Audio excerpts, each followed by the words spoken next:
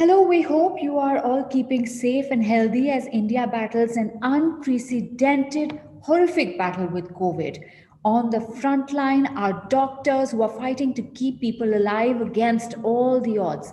They're doing what they can for their patients at a time when oxygen has run out, when beds are run out, there are no medicines, and they're working as they see their colleagues die because of COVID. For us at Wakra Swag, it is hugely important to make the voices of these unseen heroes heard, whether they are doctors, nurses, lab technicians, the policemen, reporters, or even organizations or individuals who are going all out to help the others.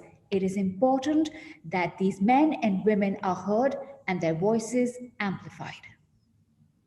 So today we have with us Dr. Joyita Basu. She's a physician, the co-founder of Doctors Hub in Gurgaon, and someone who's been working 24/7 to ensure the well-being of her patients.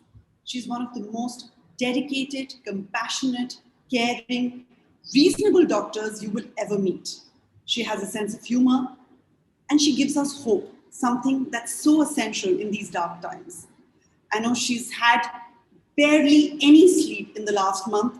So, Dr. Basu, thank you so much for finding this time to speak to us, and welcome to Vakra Swag.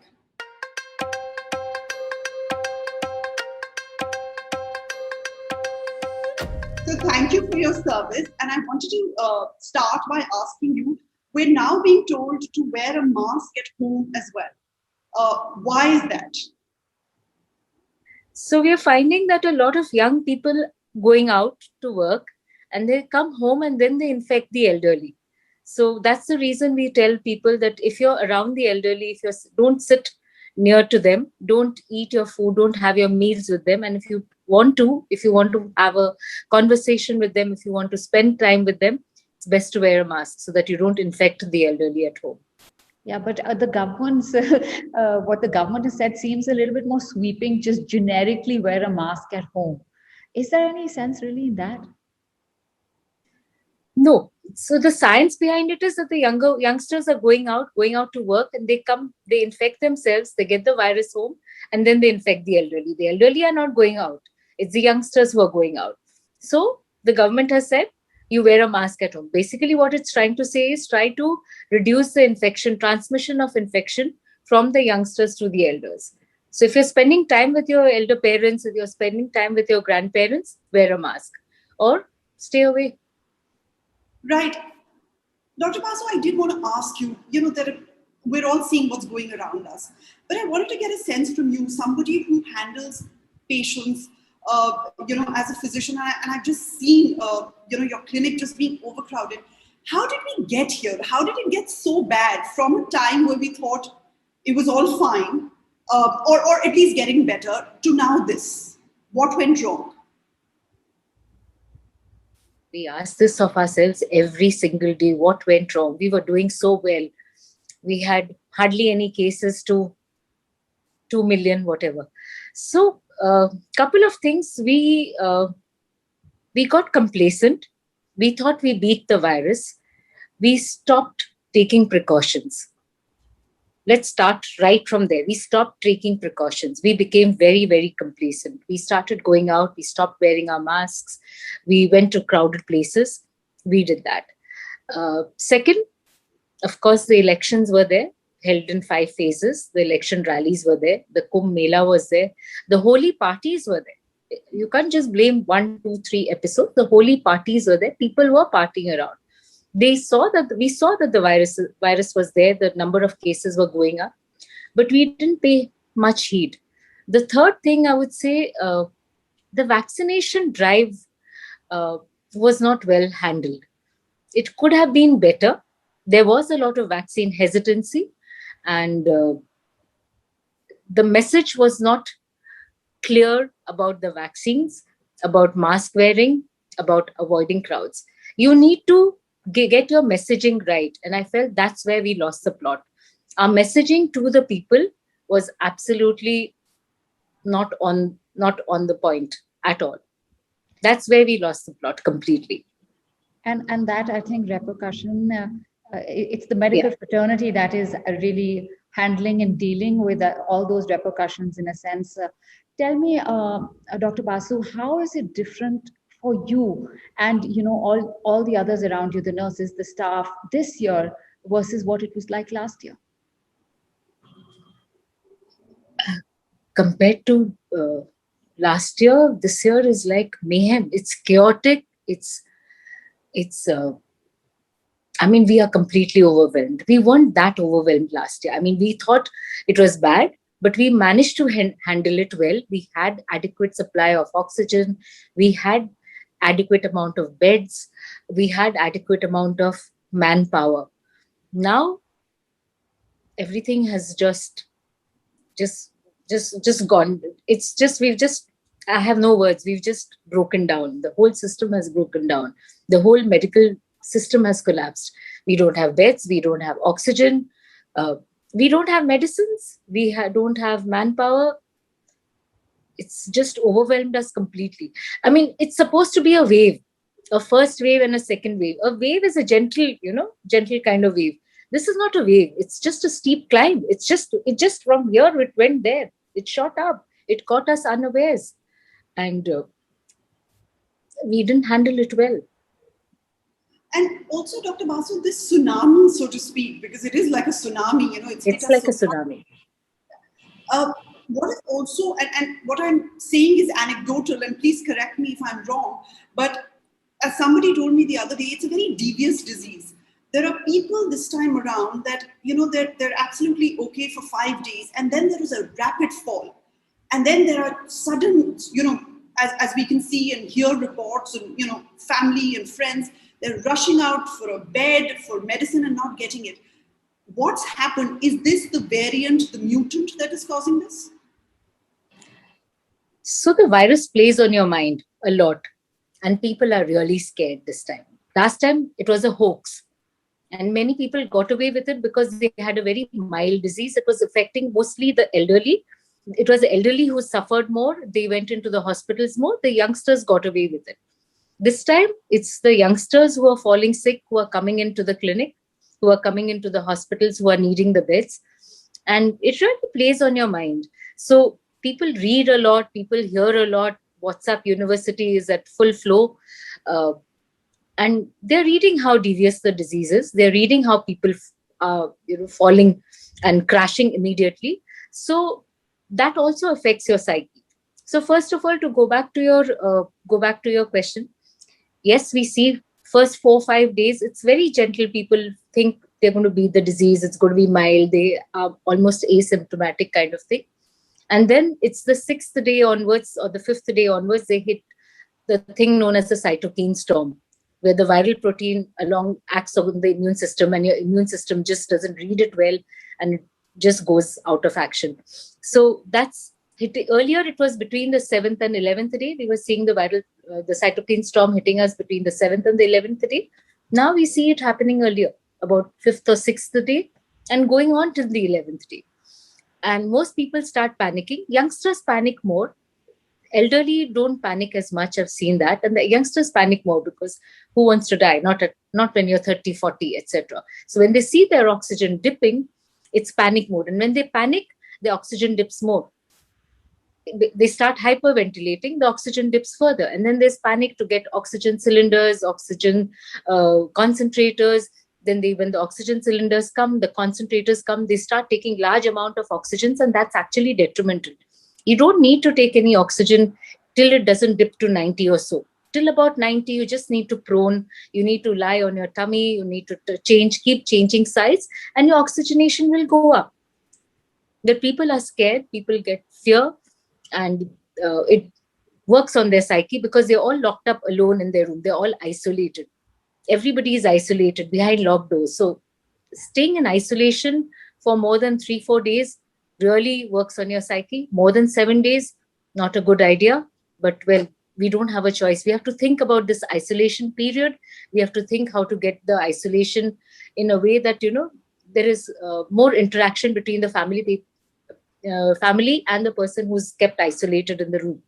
So that's where the oxygen drops and families start panicking. And yeah, it just progresses from there. Then you're running from pillar to post. And the more you move around, the more your oxygen dips. So I would suggest that if your oxygenation is at 90 and 91, hovering there, stay at home, take it easy, just take deep breaths, do the proning position. It will definitely help. If you still find it's not working, get an oxygen cylinder. If the oxygen cylinder, we mostly see with the oxygen cylinder or a concentrator, the oxygen levels do climb up to 94, 95. Those are the things. If you do find with an oxygen cylinder or a concentrator, your oxygenation is not going up, your SpO2 levels are not going up, that is when you try and get a hospital bed. Try to get to hospital. Not when your oxygen levels are at 92, 93. Don't panic at that time. Don't panic at 92. Just wait, prone, do these things. It'll work. It'll help. Oxygenation will go up. So I wanted a clarification because you're talking about proning, and there's been a doctor who's been arguing with me saying that only patients who are on the ventilator should be proning, and they shouldn't be in that position if their oxygen is fine and if they're just at home and they have COVID. So I wanted that clarification that is it okay? Because I see a lot of people, family, friends, everybody is trying to implement it right now at home. So is it absolutely okay for patients who are whose oxygen is fine, who are not on ventilators, to also go do this? Absolutely fine. I mean, many people sleep on their stomach. How does it matter what happens? Yeah, so it doesn't make a difference if you sleep on your stomach. But definitely the oxygen level does go up when you sleep on your stomach, because when you sleep on your back, the lungs get compressed. So there's oxygen drive into the lungs goes down.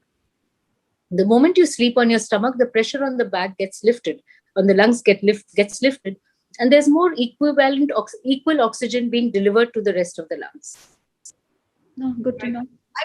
I wanted to come back to the point that you made about the vaccination, how initially when we were in a valley and the wave was down, we didn't do enough of it. I took my mother for her second dose today, and I was told there are no vaccines available, and that's the story we're hearing across India. What do we do now? Yes, I know, scale up the vaccination, produce more vaccinations, but how do we ensure that there is equitable distribution and across, especially now since we're also getting reports from rural India? Good question. We at present in a lot of mess as far as the vaccination is concerned. There are not enough vaccine doses. From the 1st of May, it's open to 18 and above. And I don't know what they're going to do. They don't have that much of that much of raw material to produce that much of vaccine. Finally, thankfully, US has decided to give us the raw material, so we'll be able to. We need to, and the two companies who produce the vaccines have been telling the government that we need more funds. You need to allocate those funds. You have the money. We collected a lot of money in the PM Care funds in the initial, when the first wave hit us. And you need to allocate that money to produce more vaccines. So you need to allocate those funds to the right place, number one. I think almost 13, 14 state governments have said that they will provide the vaccine free of cost. It should be free of cost pan-India. And earlier, they wanted to be absolutely sure that there were no side effects for the vaccine. So the vaccines were given at places where there was a backup facility in case there were side effects. So you could give them an anti-allergic injection. You could revive a patient in case he had an anaphylactic shock, etc. Now we've seen none of that happens. So they should do, if not a door-to-door kind of thing, they should do an open air. You should have a walk-in kind of place where you do it, a mass vaccination kind of place, which of course where people should be wearing masks, should be maintaining distance, social distance. But yeah, you should open up a mass vaccination site, and it's being done all over the world. So why not here? So how much frustration is there, when you are caught right in the middle of this, when you see how things could have been done differently? A lot, but I'd like to conserve my energies and treat my patients at present. and not let that frustration out. And yeah, we are all keeping a lid on it at present. We're just keeping a lid on it. I also wanted to touch upon, and I know you have told me, and then you have even spoken about remdesivir on Twitter. But just for our viewers, because this time around there has been such a hue and cry about the medicine not being available. Speak to us about that. When is that important, and should it be used in all cases? So remdesivir definitely has a role to play, in my opinion, but it's not for all. It's not going to prevent death. So somebody thinks that they didn't get remdesivir and that's why the patient died. That's not true. It's not going to prevent death. What it's going to do, I would say it has a threefold action. One, it'll reduce the number of days in hospital. It'll reduce the oxygenation amount required. And third, it will help in fever effervescence. That means, so somebody who's been having fever for a long period of time, it will help to reduce the fever as far as that is concerned. Nothing beyond that. It will not do anything beyond that. So it does have a role to play, but it will not reduce mortality at all. So don't think of it that way, that it's a cure, but it's like a supplemental treatment in addition to all the other things that are going on. There's the other big concern right now is the fact that a lot of young people, especially children, are getting affected and also getting affected seriously. Why is that? So in the previous wave, the schools were shut, colleges were shut. So the children were not going out. They didn't go down. Parents were scared. They weren't sending the children down. Now colleges have reopened. Schools have partly reopened. And that's where they're getting it from. Most of the time, I find the children are doing all right. So far, they are doing all right. They're not having very severe symptoms. Some of them do get it. That's the immune system working against them. And but children are doing all right. It's the young adults. It's the 30-year-old and the 40-year-old who are getting a more severe form of the virus. And mostly because they are either obese. Most of the time we see they're either obese, they're diabetic or pre-diabetic, they have some thyroid issues, they have some blood pressure issues. Those are the ones who are getting caught in the storm. The others are still doing all right. But yes, we're seeing a lot of younger, the 30 and 40-year-old are the ones who are going into a storm more than anybody else. And it just seems to be, again, maybe because it's so much this time, it just seems to be lasting longer. There is a lot of chat about long corona. Explain to us what is long corona, or if that's even a term. Yeah, long COVID, it's long COVID. So long COVID has been there in the past and long COVID is there now too. So long COVID is, usually COVID is 15 days. You step out of quarantine after 15 days. But symptoms persist beyond those 15 days in a lot of patients. So they do have fever of a small, of a low intensity kind of fever around 99.5 kind of thing. They do have a cough which lasts long. They have severe joint pains which last for a really long period. Extreme fatigue. Many of them are going into a chronic fatigue syndrome. We see a lot of people who develop diabetes after COVID. So these are all long COVID. They're called long COVID or long haul COVID. So that is, though the COVID has passed, they have cleared the COVID, the virus is out of the system, but it's left its effect on the system for a long period of time. And lots of viral diseases do leave that. Like if you've seen people with herpes zoster, they have these nerve pains which last for a long period, 6 months, 7 months. Chikungunya, people have these joint pains which last for a long period of time. So long haul COVID is a term which has been coined particularly for COVID. It is known with a lot of viral diseases. They do have long-term sequelae. And unfortunately with COVID, there are many more. With other viral diseases, there are very few and specific. But here it's the whole gamut of symptoms like weakness, tiredness, fatigue, joint pains, fever, cough, chest discomfort, gastritis, the works.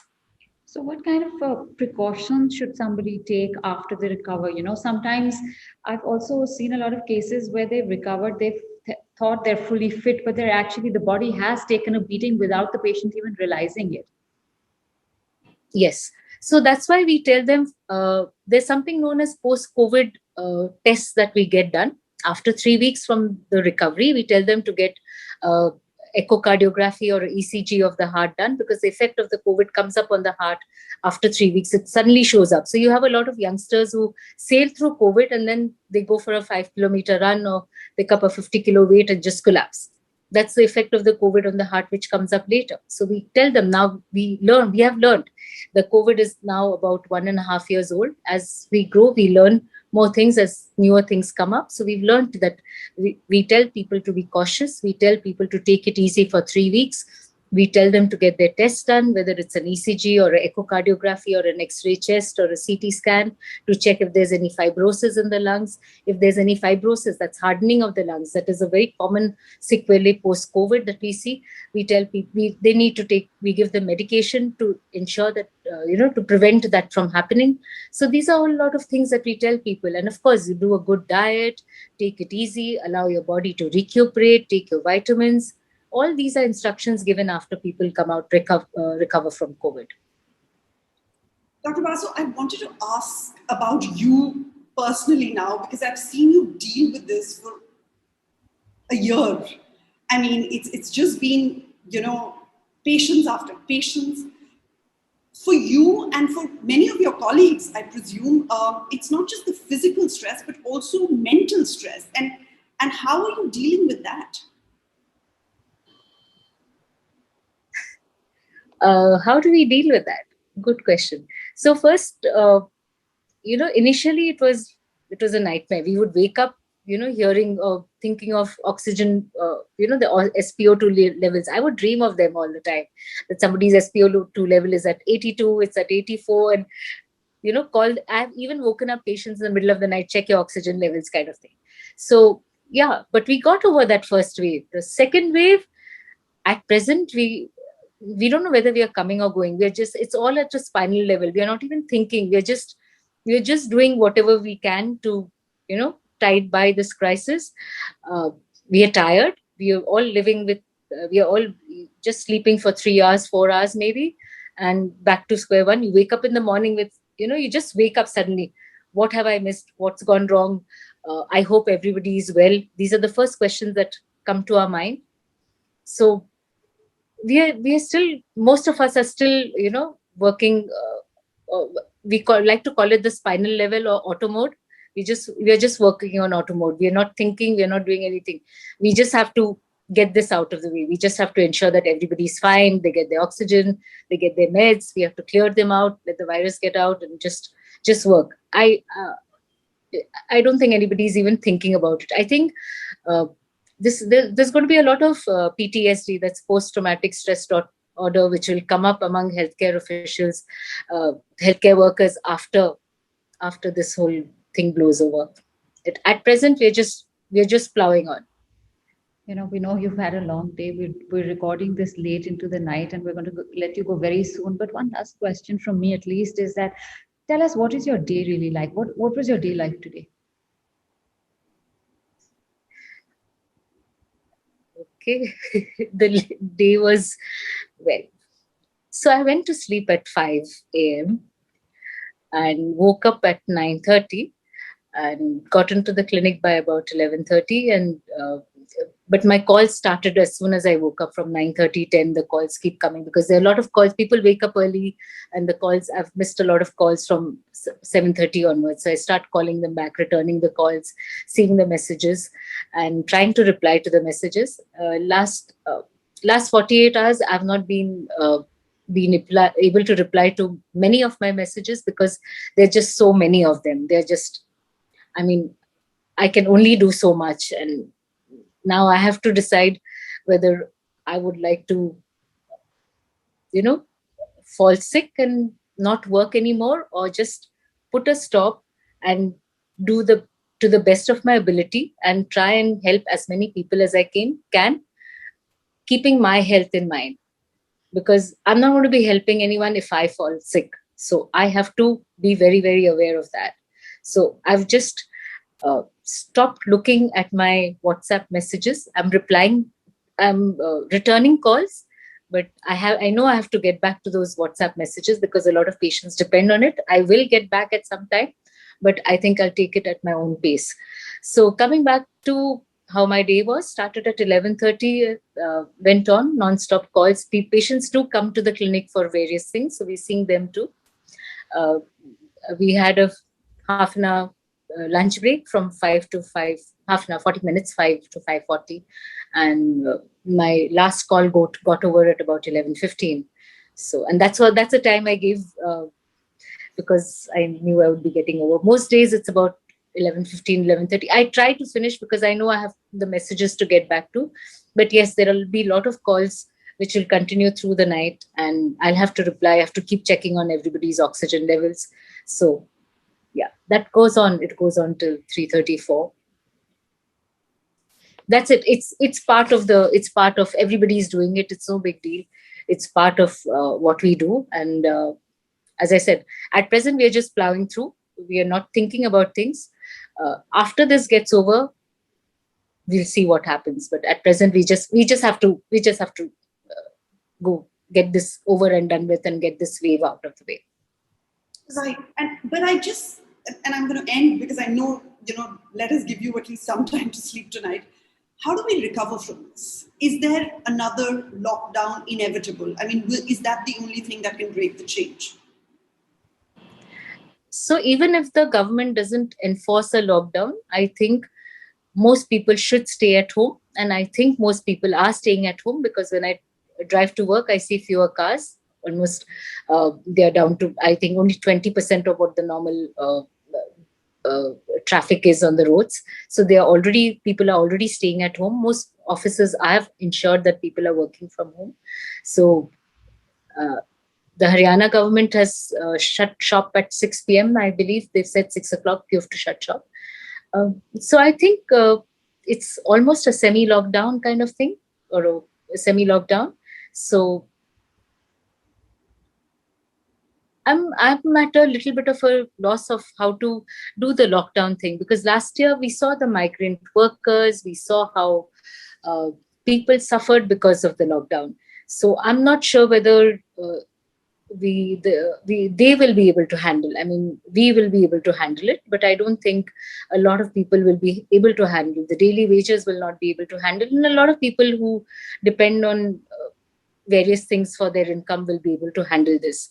So I don't know if it's the right thing or the fair thing to do. So my suggestion would be the people who can work from home, definitely work from home. Exams have been postponed, not a bad idea. And who have to go to work, wearing a double mask and taking every precaution that they can. All right, I think exceptional advice there. The lockdown is always a double-edged sword, but the rest of your advice has been, I think, a lot of people really are desperately seeking advice at this time, too scared to move out of their homes. Everybody thinks the second wave is like the sneaky thing that will come in through the windows, or just slime in even if you don't get out. So that I would like to actually debunk that theory, because that Lancet article did talk about aerosols and droplets, etc. But what they meant was it's not in the air outside. So when you go for a walk, you're not going to catch it because you've gone for a walk and it's there in the air. It's not there in the air. But if a person who is infected is in the house and your doors and windows are shut and you're meeting together and you're close quarters to each other, then yes, if you're talking, you're singing or whatever, then yes, the aerosols, it's more than can transmit the virus to further than 6 feet from where you are sitting. That's what we tell people: keep your doors and windows open. But I don't know where this idea has come from, that it's there in the air, everybody shutting the doors and windows. You don't need to shut the door and window. You need to let the fresh air in. That will allow circulation of air and allow the virus to actually be transmitted outside. So, and go for a walk. If you're walking alone, go at a time when there's nobody. Wear your mask, walk alone. It should be all right. If you're going for a run alone, I don't think you even need to wear a mask at that time. If you're running alone at an odd hour when there's nobody, don't need to wear a mask. You're not going to catch the coronavirus from the air. It's not out in the air over there. It's in indoor spaces. What that Lancet article meant was indoor spaces, not outdoors. Right. Dr. Basu, if there was one thing that you could say to the state governments, to the central government, to the people in charge, and something, if they asked you that, tell us one thing and we will do it, what would that one thing be? One thing? Yeah. Well, two things, three things, but something, if you were given a chance, what would it be? Free vaccination for all, number one. Number two, get your messaging right. I think there was a lot of mismanagement as far as the messaging that was being sent out by the leaders of the country was wrong. You don't give mixed messages to the country. So I'm going to specifically say a couple of things over here. Mr. Modi, I think, addressed the vaccine hesitancy very, very well. He took his vaccine, both the shots, he showed it to the world, he showed it to the whole country that I'm taking my vaccine. And that was a brilliant stroke. I mean, that I think addressed a lot of vaccine hesitancy amongst his followers. And I think many of his followers, after seeing him, would have gone and got themselves vaccinated. The mixed messaging where it comes from is the not wearing the mask. The second time he was wearing a mask, the first time he wasn't wearing a mask. Many of the election rallies, he's not wearing a mask. None of the leaders are wearing a mask. So that's mixed messaging in my view. You have to wear the mask. You have to give the correct message. Your message is very important. You are the prime minister, or you are the leaders of the country. Your messaging has to be correct. We went wrong there. And of course, various other things, but the vaccination drive was, I think, should have been rolled out in a better phased manner, in a more organized manner.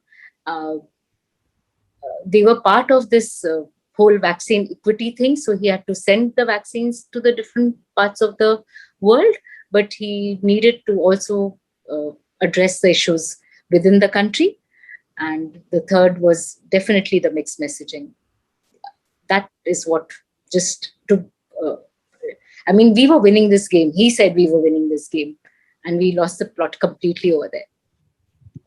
Well, just those 2 points, we lost it completely there. Let's hope we can sort of bring it back. Let's hope we can reverse the tide. Thank you again so much for your service and the service of all the other doctors, nurses, lab technicians around the country. I mean, really, unsung heroes. Thank you for having me. Thank you. Immense gratitude and honestly, really respect for what you all are doing against the odds, against a system that's completely broken down today. And I think we'll cross our fingers for the 1st of May when the vaccination drive opens.